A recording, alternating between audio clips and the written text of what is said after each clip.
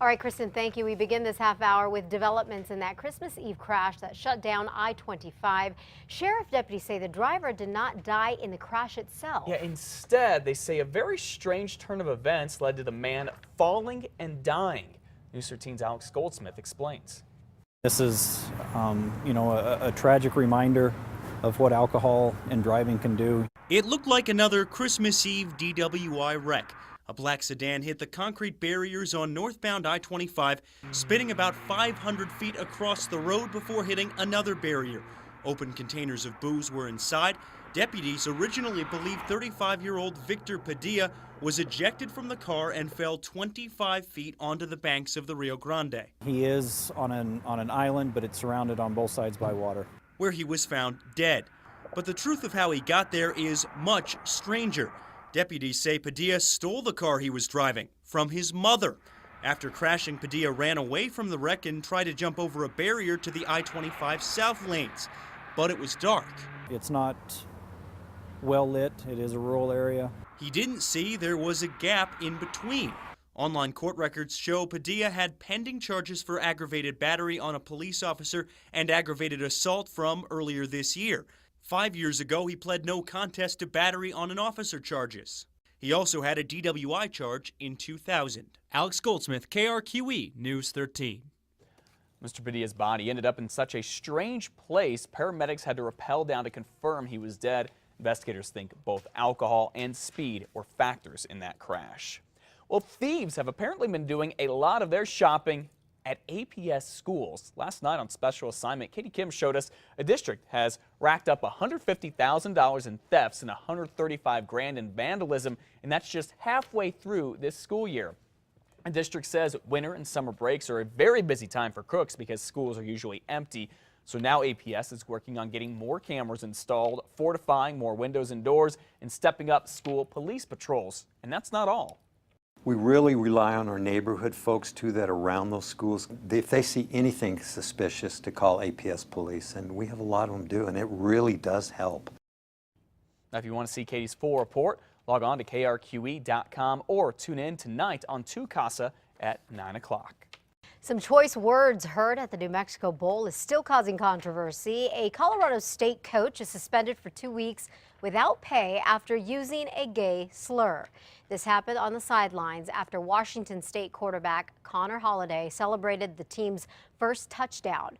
CSU coach Craig Lupfer took exception and yelled at Holiday, dropping an F-bomb and a gay slur.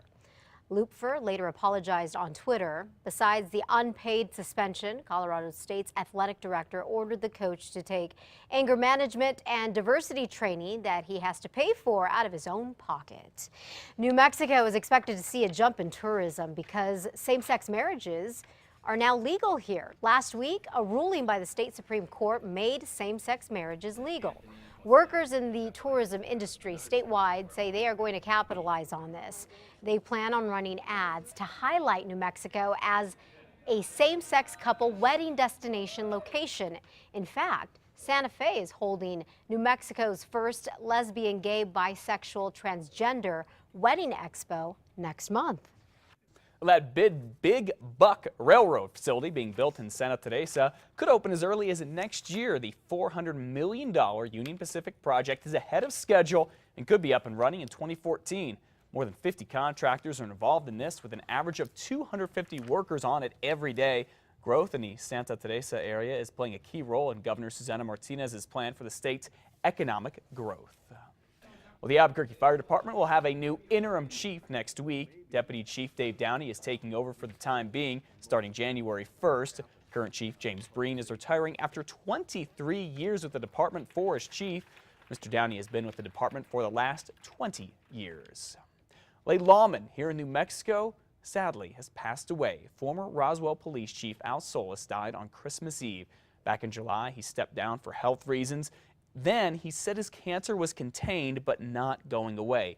Solis helped combat Roswell's gang problem during his time as chief. He also did a stint as interim corrections secretary. Al Solis was 65 years old. Health officials are asking people around New Mexico to get vaccinated against pneumonia-related illnesses. They say such illnesses are spreading throughout the state. The New Mexico Department of Health says vaccines are available at many doctors' offices. This year, about 300 in New Mexico have been diagnosed with a severe form of the disease, and so far, 47 have died. Well, Christmas is over, but there's still time to change the life of a homeless pet. Albuquerque's 2 animal shelters are so overcrowded, they're actually waitlisting people who want to drop off their pets to try to get rid of them. So the shelter has a holiday special of sorts. It's called 12 Strays of Christmas. You can adopt one of these pets for just $12. Some have been adopted, but unfortunately a lot of them haven't. We feel so sad that, they all should be in a home, and it just tears us not to see that. Certainly does. The 12 Strays of Christmas are animals that have been at the shelter the longest. The city is running the special through the